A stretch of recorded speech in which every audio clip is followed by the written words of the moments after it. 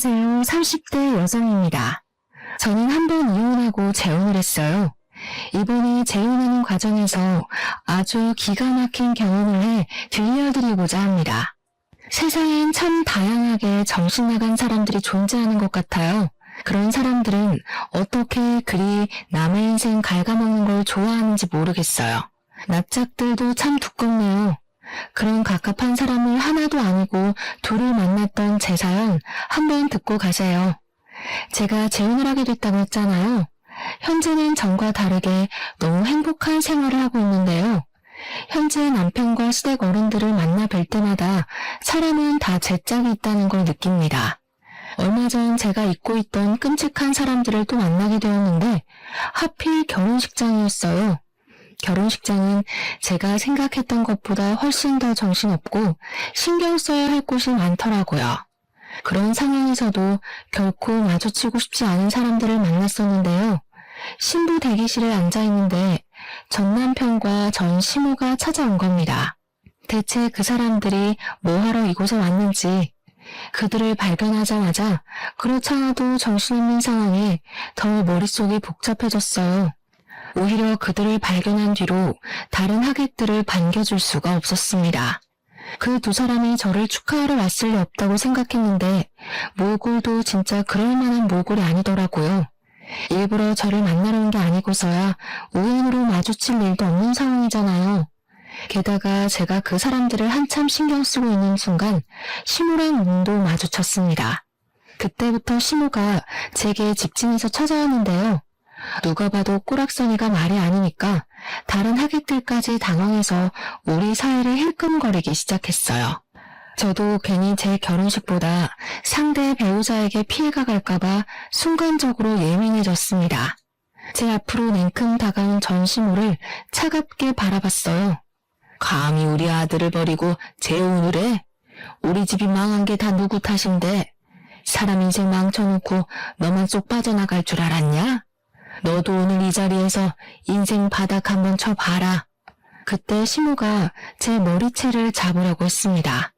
그러나 시모가 신부 대기실을 들어서기 전에 행색을 수상하게 여긴 사람들이 직원들에게 이 사실을 미리 말했었나 봐요. 그래서 직원들이 시모랑 전 남편을 주시하고 있었던 것 같아요. 시모가 제게 손을 대기 전에 다행히 직원들이 들이닥쳐서 시모를 말려주었습니다. 내가 왜 이렇게 망가졌는지 알면 당신들 나한테 이렇게 못해. 젊은 사람들이 상황을 똑바로 확인할 줄 알아야지. 당신들 엄마 일이라고 생각해봐. 당신들 엄마가 억울한 입장이라고 해도 이렇게 나올 거야? 시모가 몸부림을 치며 고함을 지르자 전 남편까지 시모를 뜯어말리기 시작했는데요. 아무래도 이 소란을 무시하기엔 무리였습니다. 남편까지 달려오고 말았어요. 이런 모습을 보이게 돼서 얼마나 창피했는지 모릅니다. 전 남편이랑 전 시모가 저 때문에 집안 망했다는 소리를 하면서 하소연을 했는데 그게 사실이었다면 제가 이렇게 사연을 쓰지도 않았겠죠. 까지 반성 못하고 저렇게 나대는 꼴이 뇌리에 너무 크게 남아있어서 소문이라도 내고 싶네요. 불과 작년까지의 일이었습니다. 전 남편과 긴 결혼 생활을 한 건 아니었어요. 1년 좀 넘게 지내다가 못 참고 이혼을 하게 된 건데요. 이혼이 오직 하나의 이유만으로 결정짓는 사람들은 없을 겁니다. 저도 그 사람들한테 쌓인 게 많았는데 그게 터져서 이혼을 한 거거든요. 기억나는 대로 말씀드려보자면 신혼여행 때가 바로 생각나네요. 결혼식하고 신혼여행 다녀올 때만 해도 별다른 문제는 없었어요. 근데 신혼여행 갔다가 귀국하는 길에 면세점에서 시모 선물로 화장품 산 게 화근의 시작이 되었습니다. 선물 사갔다가 욕 들어먹었어요. 물론 받는 사람의 입장도 생각해서 선물을 하는 게 맞겠죠. 제가 시모의 취향을 모르고 정말 엉뚱한 물건을 샀다면 저도 욕먹을 만했다고 이해할 수 있습니다. 그러나 제가 사간 건 일단 대중적인 제품이었고 그리 가볍지도 무겁지도 않은 금액대였어요. 그저 빈손으로 시댁을 방문하기 좀 그래서 여행 다녀오는 김에 선물을 샀던 겁니다. 그런데 제가 시모한테 처음 들은 말이 뭔 줄 아시나요? 화장품? 너는 왜 물어보지도 않고 쓸데없이 돈을 쓴 거니? 센스 있는 며느리들은 시모 체면 세워준다고 명품 하나 해준다던데 돈 많이 번다고 해서 득 좀 보나 했더니 씀씀이가 가난하기 짝이 없구나. 저를 타박하시더라고요. 선물도 보는 사람 앞에서 뜯어보는 것까진 괜찮지만 그 선물을 대하는 표정이랑 태도가 너무 꿀사나웠어요. 그날 처음으로 시모의 욕망 그득한 모습을 보았던 거예요. 그걸 보고 아차 싶었지만 저는 이미 신혼여행을 다녀온 새댁의 처지였습니다. 아무리 선물이 마음에 안 들어도 사온 사람 생각해서 제 앞에선 조심해줘야 하는 거 아닌가요? 나이 많다고 어린 사람 앞에서 예의 안 차리는 건 옛날 방식 아닙니까? 그 와중에 남편은 눈치 없이 자기 엄마 기분 상한 것만 생각하더라고요. 너무 뭐라 하지 마. 그래도 엄마한테 잘 보이고 싶어서 신중하게 고른 건데. 다음에 명품백이라도 사주겠지. 엄마 말대로 며느리가 진짜 돈 잘 벌잖아. 제가 평범한 회사원이지만 연차가 높아서 연봉도 좀 높습니다. 공무원 아니고 사기업에서 근무하고 있었어요. 남편이랑 당연히 서로 연봉 밝히고 결혼했습니다. 제 연봉 때문에 시모가 결혼 인사하던 제게 그렇게 잘해줬던 걸로 기억해요. 제가 자기한테 돈을 많이 쓸 거라고 생각했나 봐요. 아무튼 전 그날 이후로 시모한테 감정이 꽤 상해버렸습니다. 그렇게 무례하고 이중적인 사람은 처음 봤거든요. 남편한테 시모 행동에 대해 얘기를 해도 남편은 전혀 심각하게 받아들이지 않았어요. 오히려 제가 시모 마음을 이해 못해줘서 은근 속 좁은 사람 취급을 하더라고요. 처음이니까 남편의 말에 어쩔 수 없이 납득을 해줬습니다. 하지만 그 납득도 얼마 못 가 빠르게 걷어졌는데요. 도무지 제가 이해할 수 없는 일이 일어난 겁니다. 시댁에는 시모가 한 명 있는데요. 시모가 신혼여행 다녀와서 식구들 선물로 초콜릿을 사왔거든요. 근데 자기 딸내미라 그런지 초콜릿 하나에도 엄청 감동을 하면서 기특하게 여겨주더라고요. 그렇다고 제가 무슨 말을 한 건 아니었습니다. 그저 초콜릿을 받아서 바로 가방에 넣었을 뿐이었어요. 그런데 그걸 서운하다고 하면서 시모가 은근 저를 흘겨보더라고요. 너 지금 우리 애가 초콜릿 사왔다고 무시하는 거냐? 쓰지도 못할 화장품 사와서 처박아둘 바엔 언제든지 먹을 수나 있는 초콜릿이 낫지. 그게 뭐 불만이라고 뜯어보지도 않고 가방에 쑤셔넣어. 초콜릿인 거 이미 다 알고 있는데 굳이 뭐하러 여러 개를 뜯어요. 남편이 뜯어놓은 거 한 입 먹으면 되는 걸. 그리고 제가 드린 선물이 마음에 안 드시는 거 알겠는데 대체 언제까지 언급하실 거예요? 어머님이야말로 저 무시하는 거 아니세요? 어머머, 이 말하는 꼬락서니 봐라. 뭐라고? 시간 지나면 눈치 좀 생길 줄 알았더니 완전 막 나가네. 며느리는 시댁 사람 비위 잘 맞춰야 되는 거 모르니? 네, 맞아요. 제가 눈치가 없어요. 초콜릿 좋아하시는 거 미리 알았으면 초콜릿으로 사올 걸 그랬네요. 걱정 마세요. 어머님 생신 때 브랜드 있는 명품 초콜릿으로 선물 드릴게요. 이러면 비위 좀 맞추는 격이죠?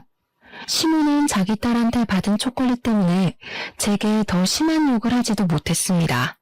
초콜릿을 들고서 저를 향해 눈을 부릅뜨고 있는데 보기만 해도 속이 시끄러워 보이더군요. 그 난리가 있고 한 달 뒤가 시모 생신이었는데 저는 정말 시모가 산 초콜릿보다 더 고가 제품을 구매해 선물로 드렸어요. 그때 전 시모가 없었을 때라서 시모가 솔직하게 자기 감정을 표출하더라고요. 제가 사준 초콜릿을 제게 던져버리며 자리에서 벌떡 일어나셨어요. 네가 사람을 아주 제대로 놀리는구나. 나한테 복수라도 하는 거냐? 어디서 이딴 게 굴러들어온 거야? 돈도 있는 사람이 더 한다더니 그래봤자 재벌도 아니면서 어지간히 몸살인다. 어머님께서 초콜릿에 미쳐있는 줄 알았는데 그건 또 아니라니까 당황스럽네요. 어머님이야말로 재벌 사모도 아니면서 바라는 게 참 과분하신 거 아니에요? 사람은 분수에 맞게 살아야지 배보다 배꼽이 큰 걸 바라면 망하는 법이에요. 생신은 축하드리는데 앞으로 어머님 태도가 이런 식이면 내년 선물도 초콜릿일 거예요. 시모는 결국 제 당돌함에 참지 못하고 뺨을 날렸습니다. 자기 생일을 망쳐놨다면서 저보고 꺼지라고 했어요. 본의 아니게 시모의 생신에 최악의 기억을 선물해 드린 셈이었습니다. 거기서 저는 시키는 대로 시모한테 인사하고 나왔는데 남편은 저를 따라 나오지 않았어요. 저랑 시모랑 신경전 벌이는 걸 보고 제가 처맞는 걸 보면서도 남편은 시모 기분 맞추기 급급했습니다. 나중에 귀가한 남편한테 그 부분이 서운했다고 말했더니 남편의 변명은 이러했어요. 겉으로 엄마 편을 들어야 당신이 나중에 편해지지. 내 속마음대로 당신 편만 들어봐라. 그 화살이 다 누구한테 가겠어? 남편은 자기만의 방식으로 중립을 지키는 거라고 했지만 실상은 그저 말만 번지르르 했고 미꾸라지처럼 상황을 잘만 피해가는 꼴이었습니다. 아무짝에 쓸모도 없는 중간다리였어요. 결혼하기 전만 해도 남편한테 실망한 적이 없는데 어떻게 결혼하자마자 이렇게 다른 기분을 느낄 수 있는지 모르겠네요. 이제 겨우 갈등의 시작이었는데 그 이후로는 제가 얼마나 시달리고 살았겠습니까? 일단 남편이 갈등을 싫어했기 때문에 제게도 딱히 시비를 걸던 때는 아니었어요. 오히려 다툼 안 나도록 이쪽 저쪽 비위를 맞춰주던 시기였죠. 그래서 저도 남편한테 딱히 화를 많이 냈던 건 아니었습니다. 차라리 그런 박쥐 같은 모습만 보였다면 제가 어떻게 참아보려 했을지도 몰라요. 그러나 남편이 본격적으로 사고를 치기 시작하면서 제 스트레스의 원인이 되는 사람은 둘로 늘어나 버렸습니다. 남편이 저와 한마디 의문도 없이 직장 동료와 다툼으로 회사를 때려치운 겁니다. 성질머리를 참지 못해서 욱했던 거예요. 그러면서 뒤이어 하는 말은 아주 철부지가 따로 없었는데요. 나 사업하려고. 도무지 나랑 안 맞는 사람들이랑 일하는 거 신경질 나서 못하겠어. 나도 나이 먹을 만큼 먹었는데 언제까지 남 눈치 보면서 참고 살아야 돼? 당신이 나 좀 도와줘. 장인어른이 아파트 당신 명의로 해줬잖아. 그거 담보 잡아서 대출 좀 받자. 내가 사업 대박 터뜨려서 당신 호강시켜줄게. 정신 나갔어?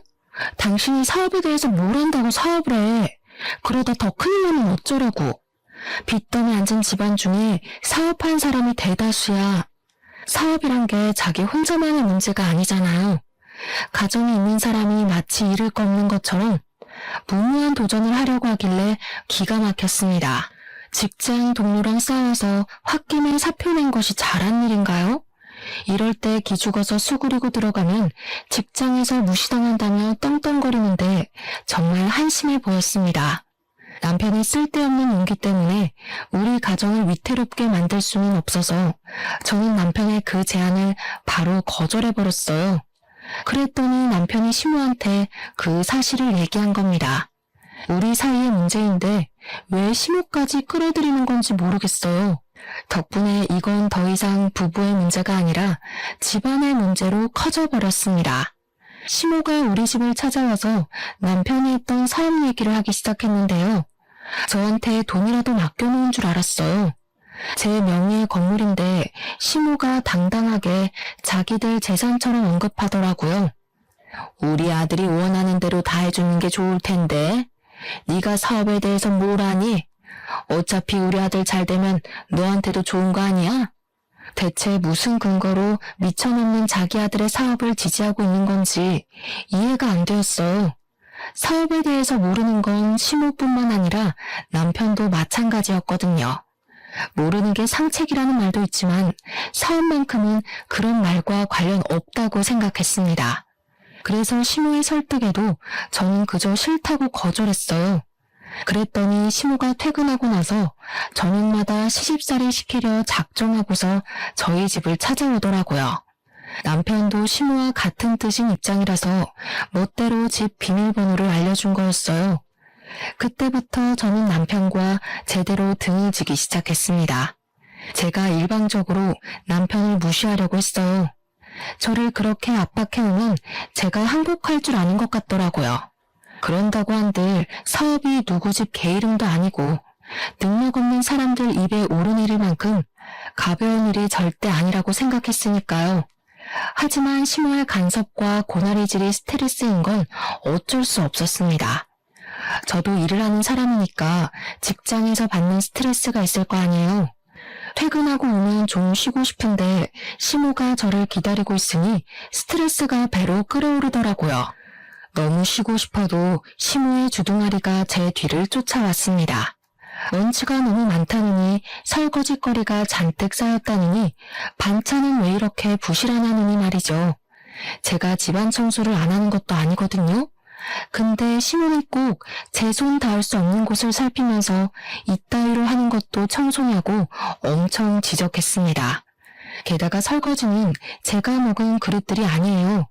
시모가 우리 집을 들락거리면서 일부러 만들어 놓은 설거지들이었죠.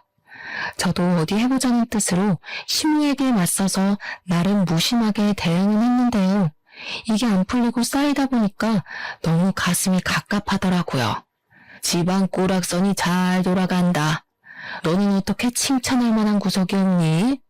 너 때문에 우리 집안까지 재수가 없으려고 해. 안 되겠다. 너 그냥 직장 때려치워라. 네가 살림을 한 번도 제대로 해본 적 없으니까 이 모양이겠지. 내가 확실히 가르쳐 줄 테니까 내일부터 직장 그만두고 우리 집에 출근해. 그쪽으로 출근하면 월급은 있나요? 제 직장보다 배울 것 없는 집에 가서 고작 배운다는 게 집안일인데 돈도 안 주실 건 아니죠?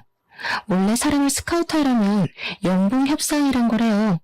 뻔뻔하게 피 한 방울 안 섞인 저더러 가족인데 무슨 돈 타령이냐고 하실 건 아니길 바랄게요. 얘가 진짜 정신 나간 년이네. 우리한테 돈도 안 써. 제 남편 사업도 못하게 해. 하물며 나한테 명품이라도 하나 해준 적 있니? 잘하는 것도 없고 예쁜 짓도 안 하는 것이 무슨 돈 타령이야. 시애미가 하라면 그렇게 하는 거지.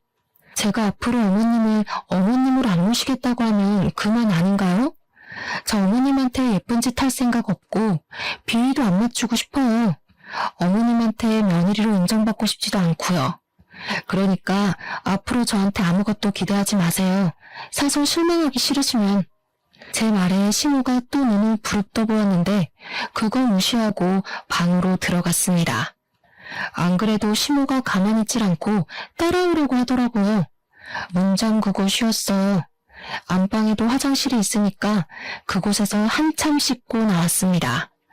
방 밖에 조용한 것 같길래 문 열고 나가보니까 남편밖에 없더라고요.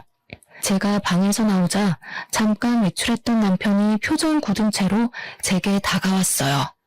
나를 그렇게 못 믿을 거면 나랑 결혼 왜 했어? 우리가 남도 아니고 내가 무조건 성공시켜줄 수 있다니까. 왜 안 믿어줘? 나는 당신이 내조 못해도 아무 말 안 했고 우리 엄마한테 예의 없게 굴어도 최대한 참았어. 너는 네가 하고 싶은 대로 살아야 되고 나는 그러면 안 되냐? 와, 피해자인 척 잘한다. 네 말에 억울함은커녕 이기적인 내용밖에 없는데 어쩜 그렇게 손해보고 있는 얼굴을 할 수가 있어? 당신이 이렇게 연기 잘하는 사람인 줄 몰랐네. 어머님한테 들었는지 모르겠는데 나 진짜 마지막으로 경고하는 거야. 난 사업 절대 반대야. 제가 매번 똑같이 경고를 했더니 남편은 그렇게 저한테 항복하는 듯 했습니다. 더 이상 안 따졌거든요. 신혼집 비밀번호도 바꾸었어요. 시모한테 또 집 비밀번호 알려줄 생각이면 친정 가서 지내겠다고 했는데 그 뒤로 시모가 집을 안 찾아오더라고요. 시모한테 연락은 딱히 없었지만 시모 전화번호도 그냥 다 차단했습니다. 그리고 한동안 남편이 잠잠하길래 저는 그가 다시 취직 준비를 하고 있는 줄 알았어요. 일자리도 없는데 매일 외출을 하더라고요. 그런데 그마저도 제 착각이었습니다. 남편의 똥꼬집이 어디 갈 리가 없는데 아니랬어요. 그동안 남편은 사업에 단 1%도 미련을 못 버렸던 거예요. 결국 사업장을 차리게 되었다고 저한테 먼저 말을 걸더군요. 무슨 돈으로 했냐니까 시모가 시댁을 담보로 접고 대출을 받았다고 하는 겁니다. 시댁 재산은 오직 아파트밖에 없거든요. 근데 비전 없는 남편한테 전 재산을 걸고 자금을 해결해 줬다네요. 벌써 사무실까지 다 꾸려진 상태로 제게 말을 하는 거였어요. 할 수 없이 저도 체념하고 들었던 것 같아요. 우선 정확하게 뭐 하는 사업인지 몰라서 물어봤습니다. 그런데 물어볼 때마다 남편이 이상하리만큼 예민하게 반응하는 겁니다. 왜? 내가 어디 음지에서 돈 벌어오는 걸까봐? 네 돈 빌려서 하는 것도 아닌데 아직도 의심이 많다? 어차피 넌 말해줘도 모르는 사업이야. 남자가 하는 일에 일일이 신경 쓰지 마. 그래, 알아서 잘해봐. 나한테 도와달라고 손만 안 벌리면 돼. 나 분명 말렸는데 무시하고 시작한 건 당신이니까 내 탓도 하지 말고. 남편은 아주 자신감이 넘치는 상태였습니다. 대체 무슨 일을 하길래 저렇게 성공을 보장하는 건가 궁금하기도 했어요. 그렇지만 더 물어보진 않았습니다. 굳이 가라앉힌 갈등을 다시 들추고 싶지 않았거든요. 그렇게 불안감만 안고서 시간을 보냈는데요. 의외로 남편 사업이 정말 잘 되는 건지 돈을 꽤나 버는 것 같더라고요. 사업 시작한 지 2달 만에 생활비만 무려 월 300만 원씩 턱턱 갖다 주는 게 아니겠어요? 이렇게 큰 돈은 어디서 났어? 정말 당신이 사업해서 벌어온 돈이야? 그렇다니까. 이제야 남편 능력 좀 믿겠냐? 앞으로 더 승승장구할 날만 남았으니까 벌써부터 놀라지 마. 우리 빚 다 갚고 나면 당신 일 그만두고 집에서 쉬어도 돼. 솔직히 남편을 많이 아팠는데 좀 충격이었어요. 정말 사업이 더 잘 맞는 사람이었나 싶었고 그동안 사업을 말렸던 제가 잘못 판단했던 거라 생각하기까지 했어요. 어떤 사업을 하는지는 그때까지도 몰랐지만 좋은 게 좋은 거지 하고 생각해서 남편이 주는 생활비를 고스란히 받았습니다. 마치 부자가 된 것처럼 행복하게 사치를 부렸고 먹고 싶은 거 다 먹어가며 펑펑 썼죠. 남편 일이 잘 풀리자 시모의 관계도 저절로 회복이 되었는데요. 시모는 저에게 남은 앙심이 큰지 마치 재벌 사모라도 된 것처럼 저한테 자부심을 부리기 시작했어요. 그게 저의 심기를 불편하게 만들었고 자기 아들 믿고 제게 함부로 하기만 하는 시모한테 점점 질려갔습니다. 그 와중에 짜증났던 건 남편이 또 시모한테 집 비밀번호를 알려줬다는 거예요. 내 아들 돈으로 펑펑 놀고 먹는다면서? 네 돈 주기는 싫고 내 아들 돈은 쓰고 싶나 보지? 그렇게 돈 좋아할 거면서 뭐하러 쌩님인 척 딱딱하게 굴었대? 앞으로 우리 아들이 돈 필요하다고 하면 군말 없이 대줘라. 알겠니? 제 돈을 왜 어머님이 이래라 저래라 하세요? 그때 돼서도 결정은 제가 해요. 그리고 사업은 길게 보는 거지 시작 때 성공했다고 쭉 성공하리란 법 없잖아요. 벌써부터 긴장 놓지 마세요. 남편이 돈을 많이 벌어다 주니까 시모 입장에선 제가 그만 꼬리를 내리고 넙죽 엎드려야 한다고 생각한 것 같아요. 저도 남편이 생활비를 많이 가져다 주면 좋죠. 그런데 그걸로 비굴해지긴 싫거든요. 그래서 저만의 소신을 끝까지 굽히지 않았던 건데 시모가 그게 마음에 안 들었나 봐요. 아들이 자기의 유일한 방패막인지 제 행동을 과장해서 남편한테 고스란히 말하더군요. 남편 역시 제 편은 아니었어요. 남편도 돈 때문에 제가 굽히고 들어오길 바랬습니다. 자기 돈 많은 걸 자꾸 내세우면서 허세를 엄청 부렸고요. 자기 엄마 무시하냐고 엄청 많이 발끈했어요. 두 사람의 갑질이 기분 나빴지만 그래도 남편이 생활비를 많이 주니까 그냥 참았어요. 그렇게 날을 보내던 어느 날이었어요. 갑자기 남편과 싸웠다던 그 직장 동료가 제게 따로 연락을 해온 겁니다. 너무 느닷없는 발신자라서 아무 생각 없이 받았는데요. 그 동료 직원한테서 놀라운 사실을 들었어요. 남편이 회사에서 잘리게 된 이유를 설명해 주더라고요. 저는 남편이 동료 직원이랑 싸워서 스스로 사표를 낸 걸로 알고 있는 상태였는데 동료 직원이 말하는 건 달랐습니다. 남편이 휴대폰으로 코인하다가 상부에 들켜서 잘렸다는 말을 하더군요. 회사를 나가서 더 자유롭게 코인을 하고 다닌다고 했어요. 알고 보니 남편이 제게 주는 엄청난 생활비를 코인으로 벌어주고 있었던 거예요.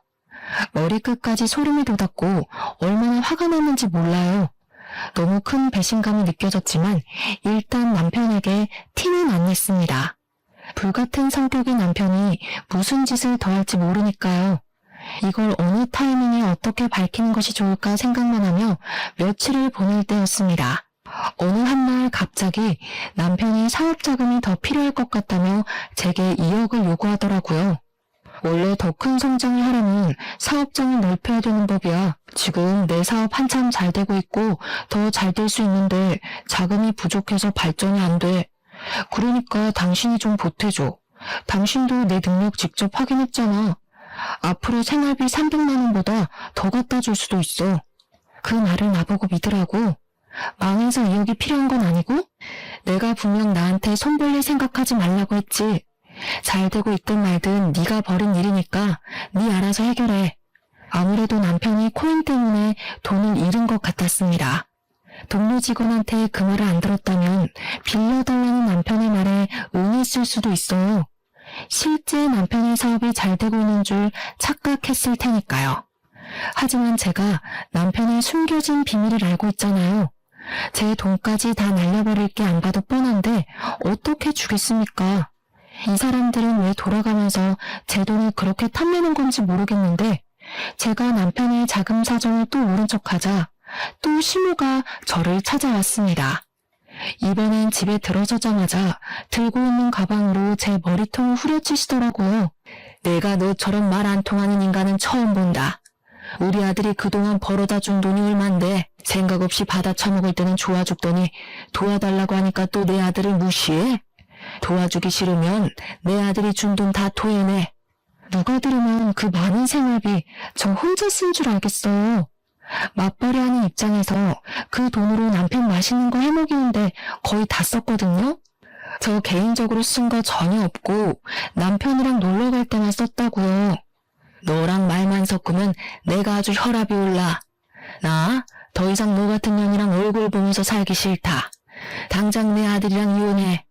이혼이요? 와, 내가 왜 그 생각을 못했지? 말씀 잘하셨네요. 그래요, 이혼할게요. 저 그이 없어도 잘 살 수 있거든요. 이혼은 생각도 못하고 있어서 혹 2개 달고 평생 어떻게 사나 고민 많았는데 해결책 추천해줘서 감사해요. 어머님께서 주는 마지막 선물이라고 생각할게요. 시모는 제가 이혼이란 말에 항복이라도 할 줄 알았는지 어김없이 당황하는 모습을 보였어요. 저를 이 정도 겪었으면 그런 협박이 안 통하는 것 정도는 알 줄 알았는데 아닌가 봐요. 그렇게 원하는 이혼을 해주겠다니까 시모는 결국 더 말하지 못하고 씩씩거리기만 하다가 돌아갔습니다. 그리고는 자기가 알아서 1억을 더 담보대출 받아서 해줬어요. 대단한 아들 사랑이라고 생각했습니다. 저는 빚더미 앉기 전에 그만 이 집에서 도망을 가는 게 좋을 것 같았어요. 그래서 남편이 시모한테 이혼 얘기 전에 듣고 왔길래 번복 없이 미리 준비한 합의서를 건네주었습니다. 그래, 잘 됐네. 나도 나 이해해주는 돈 많은 여자 만나서 재혼할 거야. 나중에 나 놓친 거 땅을 치면 후회하게 될 거다. 남편의 원망을 기분 좋게 들어준 저는 그대로 깔끔하게 합의 이혼을 하였습니다. 제가 정말 아쉬운 것도 없고 싫은 소리도 안 하니까 남편은 그게 더 얄미워 보였나 보더라고요. 갑자기 저한테 바람만 내는 소리를 하대요? 생각하는 것도 딱 네 수준이다. 뭐라도 소송하고 싶어서 그러는 거면 한번 돈 들여서 뒷조사해 보던가. 어차피 헛다리일 텐데 굳이 소송비 날리지 말고 지금이라도 아끼는 게 좋지 않겠어? 제 말은 전 남편도 인정하는 부분이었습니다. 저를 따로 소송할 생각은 없어 보였어요. 아무튼 저는 그제야 지긋지긋한 돈타령에서 벗어날 수 있었습니다. 생각보다 깔끔한 이혼이어서 만족스러웠어요. 이혼을 하는 순간에도 시모는 얼굴을 비추지 않았는데요. 아무래도 자존심 때문에 제게 인사 따위 하고 싶지 않았나 봐요. 끝까지 며느리로 인정 안 한 거나 마찬가지겠죠. 그러거나 말거나 어떻게 생각하든 더 이상 제 삶에 그들을 끼워넣고 싶지 않았어요. 이제 다시 솔로의 삶을 얻었으니 행복할 일만 만들고 싶었습니다. 제가 이전부터 세계 일주하는 게 꿈이었는데 생각도 정리할 겸 시기가 딱 적당한 것 같더라고요. 그래서 이혼하자마자 가장 먼저 시행한 것이 바로 여행 티켓부터 끊는 거였어요. 시간이랑 경비 때문에 세계 일주까진 못하고 아쉬웠건만 돌았습니다. 세상 사는 게 이렇게 재밌고 행복하다는 걸 그때 처음 느꼈어요. 한국으로 돌아올 때쯤엔 막대 먹은 두 모자는 이미 제 머릿속에서 지워진 상태였습니다. 한국 와서도 저의 행복한 시간은 쭉 이어졌어요. 늘 배우고 싶었지만 마음에 품고만 있던 수영도 정기권을 끊었고요. 퇴근하고 집에 가면 영화 한 편 보면서 행복함을 느꼈습니다. 이혼만이 제가 사는 길이었는지 좋은 일은 끊임없이 이어졌어요. 저 이혼하고 얼마 안가 승진도 했잖아요. 어쩜 이렇게 행운만 따르는지 모르겠어요. 제가 결혼한다고 직장 그만뒀으면 어쩔 뻔했습니까? 행복한 시간이 길어질수록 과거의 상처는 더 빨리 잊혀갔는데요. 어느 날 직장에서 제휴맺은 리조트에 할인가로 갈 수 있다는 공고가 올라왔어요. 휴양지를 좋아했던 저는 당장 신청했습니다. 혼자 놀러가서 그동안 배웠던 수영 연습도 했었어요. 그런데 그곳에서 그만 사고가 나버린 겁니다. 수영하다가 쥐가 내려서 그대로 물속에 빠져버렸어요. 물에서 쥐가 나면 왜 큰일 난다고 하는지 그때 강하게 느꼈습니다. 제가 아무래도 앞으로의 운을 그날 다 쓴 게 아닌가 싶은데요. 제가 빠진 순간 저 혼자 있었던 게 아닌지 어떤 남자가 저를 바로 구해주었어요. 그런데 거기서 끝난 게 아니라 그 남자와 의외의 인연이 돼서 통성명을 하게 되었습니다. 대화를 하다 보니 알게 된 건데 그 남자는 한 회사에 사장을 하고 있는 사람이었어요. 아빠한테 회사를 물려받은 지 2년이 되었다고 하더라고요. 저랑 또래였는데 벌써 어느 자리에서 큰일을 하고 있다니까 존경스러웠습니다. 그 뒤로 여행하는 동안 그 남자와 연락을 많이 했어요. 솔직히 그 남자가 무슨 마음으로 그러는지 알겠더라고요. 그의 마음이 좀 부담스러웠는데 그건 지난날의 상처가 떠올랐기 때문이었어요.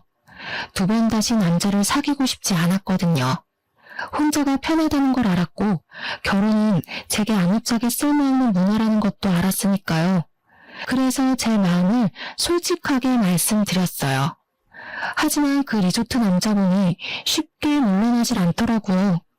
자신이 은인이라는 이유로 계속 밥 한 끼 하자며 연락을 지속했습니다. 원래 은인이랑은 평생 가야 하는 거라는 농담까지 하면서 저보고 친구로만 지내도 좋으니까 연락만 하자길래 할 수 없이 만남을 이어갔죠. 그렇게 마지못해 연락하다가 마음이 움직여서 연애까지 하게 된 겁니다. 사귀기까지 한 2년은 걸렸어요. 그동안 기다려준 남자에게 감동한 부분도 있어서 마음이 움직였던 것 같네요. 그분은 제가 이혼한 여자라고 해도 개의치 않아 하더라고요. 그것도 좀 신기하긴 했어요. 그리고 그 남자도 한 번 갔다가 온 남자라고 했습니다. 전처가 의부증이어서 이혼했다고 하더라고요. 차라리 잘 됐다고 생각했어요. 저만 이혼녀 입장이면 남자한테 너무 미안할 것 같았거든요. 서로 이혼의 상처를 보듬어 줄 수 있으니까 제 마음이 더 열렸던 것 같습니다. 그렇게 연애 2년 만에 갑자기 이 남자와는 진짜 잘 살 수 있겠다는 마음이 들었어요. 정말 위험하게도 결혼의 감정이 들었다는 거죠. 취미생활도 비슷했고 제가 뭘 하던 전부 이해를 해주니까 한 번도 느껴본 적 없는 다정함을 많이 느꼈습니다. 그 남자 옆에 있으면 마음이 저절로 따뜻해졌어요. 그리고 무엇보다 시부모님이 사업체를 이끄는 사람이다 보니까 재산도 꽤나 있으셨고 가정이나 노후도 탄탄하게 대비가 되어 있는 분들이라 다른 걱정이 없었습니다. 그걸 남자가 더 많이 어필해줬어요. 저한테 아무것도 하지 말고 몸만 오라고 하더라고요. 손에 물 한 방울 안 묻히게 한다는 약속은 못하겠지만 2번이나 같은 상처 받게 하는 일은 절대 없을 거라고 약속까지 해주었습니다. 시집와서 알콩달콩 살아보자는 남자의 말에 저는 끝내 재혼을 결심했어요. 생명의 은인이 제 남편이 된 거죠. 그리고 결혼을 준비하는 과정에 축복이 찾아왔는데요. 제가 임신까지 하게 된 겁니다. 그렇잖아도 재혼으로 축하받고 있었는데 완전 겹경사였어요. 무엇보다 시부모님이 가장 크게 축하해 주셨습니다. 저보고 고생했다면서 외제차를 한 대 뽑아주는 거 아니겠어요? 너무 과분한 선물이라 괜찮다고 말렸지만 시모가 제 두 손을 꼭 잡으면서 자기 아들이 이렇게까지 많이 웃는 건 처음 봤다고 저보고 은인이나 다름없다고 하더라고요. 남편이 이혼하고서 몸도 마음도 많이 상했었나 봅니다. 시모가 남편 걱정으로 두 발 뻗고 잔 적이 없다고 했어요. 저를 만나고부터 남편한테서 다시 화색이 돋았는데 시모한테는 그게 그렇게 세상을 다 가진 것 마냥 고마웠다고 하네요. 그러면서 시모가 앞으로 힘든 일 있으면 절대 참지 말고 자기한테 말해달라고도 했어요. 이혼녀란 저의 꼬리표가 보기 싫을 수도 있을 텐데 시모는 그런 소리 한 번도 하지 않았고 그저 저만 보면 예쁘다는 소리만 남발하셨습니다. 결혼이 두 번째인데도 그런 관심은 처음 받아서 당황스럽다가도 행복했어요. 그렇게 결혼식 당일이 되었어요. 시부모님의 힘으로 결혼식이 아주 성대하게 열렸습니다.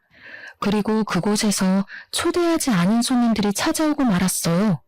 너무 기쁜 날에 제 기분을 다 망치는 두 사람이 나타나고 만 겁니다.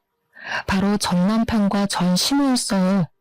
이혼하고 처음 보는 자리였는데 그게 하필 제 결혼식이었네요. 상상만 해도 최악이지 않습니까?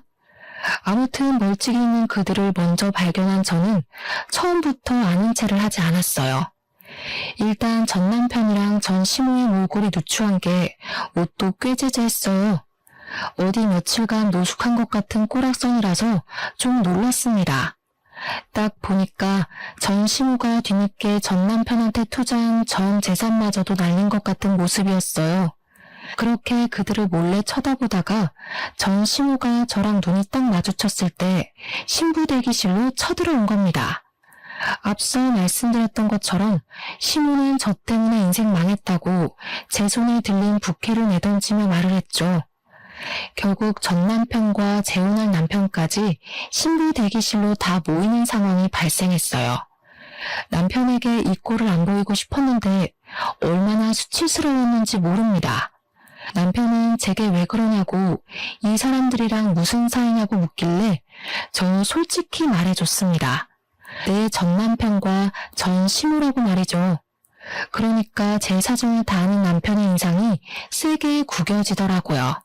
남편이 전 남편한테 한마디 하려고 했는데 그 순간 아무 말도 못하고 다시 입을 닫아버렸습니다. 남편은 전 남편이 아닌 전 시모를 한참 보면서 무언가를 떠올리는 표정을 하였어요. 그러다가 생각하려던 게 떠올랐는지 남편이 저한테 귓속말을 하더라고요. 우리 회사 화장실 청소하시던 아주머니 같은데 내가 이력서 보고 뽑았던 기억이 있어. 남편 얘기를 듣자마자 말도 안 되는 소리라고 생각했어요. 남편이 다른 사람이랑 착각한 게 아닌가 싶었습니다. 왜냐하면 전 시모는 허리가 안 좋다며 집에서 쉬기만 하는 사람이었거든요. 절대 나가서 굳은 일을 할 위인이 못 됩니다. 전 남편이 일자리 잘려서 생활비랑 용돈이 없을 때도 절대 바깥일을 안 했던 사람이었어요. 그런데 청소라니 당연히 남편이 착각했다고 생각했죠. 하지만 전 시모 반응은 좀 눈길이 갔습니다. 눈에 띄게 남편을 모른 체 하려고 하더라고요. 그때 남편이 제게 귓속말로 쐐기 박는 소리를 했는데요. 아니야, 맞네. 아들이 코인으로 쫄딱 망해서 노숙하고 있다고 제발 도와달라 그랬었어. 담보대출을 많이 해서 집을 잃었다고. 얼마나 사정했는데 그때 저 아줌마 보면서 참 불쌍한 인생이라 생각했었다고. 남편의 말이 맞았어요. 역시 그 두 사람은 코인 때문에 재산을 날려서 알거지가 된 거였습니다. 도무지 방도가 없던 전 시모가 결국 자기 고집을 꺾고 일자리를 구했나 봐요. 나이 70살 먹었어도 돈이란 건 죽을 때까지 없어선 안 되잖아요. 허리도 안 좋은 전 시모는 어쩔 수 없이 아들 대신 생활비를 벌고 있는 사정이었던 거예요. 그게 하필 남편의 회사라는 것이 정말 기상천외한 일이었습니다. 저랑 남편이 계속 속닥거리자 전 시모가 뿔이 났는지 제게 또 한 번 소리쳤는데요. 남편이 제 앞을 든든하게 막아주고 있어서 무섭진 않았습니다. 우리 아들은 피눈물 흘리는데 넌 아주 낯빛이 좋다. 어디서 남자 하나 후려서 인생 펴볼 작정인가 보지? 내가 내 아들 인생 망친 년 행복하도록 가만둘 것 같니? 넌 잘못 걸렸어. 내가 뭔 짓을 해서든 네 인생도 우리 아들처럼 만들어줄 거야. 왜 남 탓이세요? 그쪽 아들 그렇게 된 건 그쪽 탓이잖아요. 그쪽이 돈에 미쳐가지고 되지도 않은 사업하겠다는 아들한테 투자만 안 했어도 노숙 신세는 안 됐을 거 아닌가요? 그래, 말 잘했다. 너 우리 아들 코인인가 뭔가 하는 거 알았던 거지? 그래서 우리한테 복수하려고 몰래 쏙 빠져나갔냐? 미리 알았으면 뜯어말릴 생각을 해야지 어떻게 홀라당 집까지 팔아먹게 만들 수가 있어? 부부였으면 그 정도 책임은 같이 져야 되는 거 아니니? 잘 되면 내 탓, 안 되면 남 탓하는 건 여전하시네요. 그래서 제가 하지 말라고 말렸던 거 기억 안 나세요? 그때도 사람 하나 잡아먹을 것처럼 돈 달라고 소리 지르더니 된통 당해보니까 대체 왜 그랬을까 싶어요? 저 복수한 거 맞아요. 하도 모자가 말귀를 못 알아듣고 허황된 꿈에 미쳐있길래 제발 정신 차리라고 현실 좀 경험하게 해줬을 뿐이에요. 대신 앞으로는 사업 안 할 거잖아요. 좋은 경험 배운다고 생각하세요. 그때 전시모가 바닥에 떨어져 있는 부케를 냉큼 줍더니 저한테 던졌습니다. 그걸 남편이 막아주지 않았다면 얼굴을 맞았을 거예요. 남편은 날라온 부케를 붙잡고서 전시모한테 성큼 다가갔어요. 그리고는 제게 귓속말로 얘기했던 사실에 대해 물었습니다. 청소 아주머니 맞죠? 저 모르겠어요? 아줌마가 하도 무릎 꿇고 빌길래 제가 취직시켜준다고 했잖아요. 평생 은인으로 모시겠다고 하더니 은인 얼굴도 못 외우고 은인 결혼식 망치러 온 거예요? 뭐? 이 사람은 무슨 소리를 하는 거야? 저런 년 인성 하나 못 알아보는 사람을 은인으로 둔 적 없거든요. 그럼 확인시켜 드릴게요. 오늘부로 해고니까 이제 출근 안 하셔도 돼요. 근로법에 신고해도 소용없어요. 그동안 같이 일하신 분들이 아줌마 일 더럽게 못하고 지각을 밥 먹듯이 한다고 하소연 많이 하더라고요. 근로자가 문제면 노동협회에서도 사장들 손들어주는 거 알죠? 그제야 전 시모의 얼굴이 새빨개지더니 안절부절 못했습니다. 남편한테 싹싹 빌고 싶은데 제가 있어서 체면을 차리는 것 같았어요. 결국 한마디도 못하고 전 남편을 데리고 도망가 버리는 거 아니겠습니까? 자기도 쪽팔린 줄은 아닌가 봐요. 그 초라한 뒷모습을 보는데 제가 미처 해결하지 못했던 채증이 이번에 싹 내려가 버렸네요. 그날의 그 모습을 마지막으로 더 이상 둘을 만난 기억은 없습니다. 남편 말로는 전 시모가 알아서 회사를 그만뒀다고 하더라고요. 역시나 제게는 자존심을 굽히고 싶지 않나 봅니다. 생계가 어려운 와중에 체면이나 생각하다니 아직도 정신 못 차린 게 분명하네요.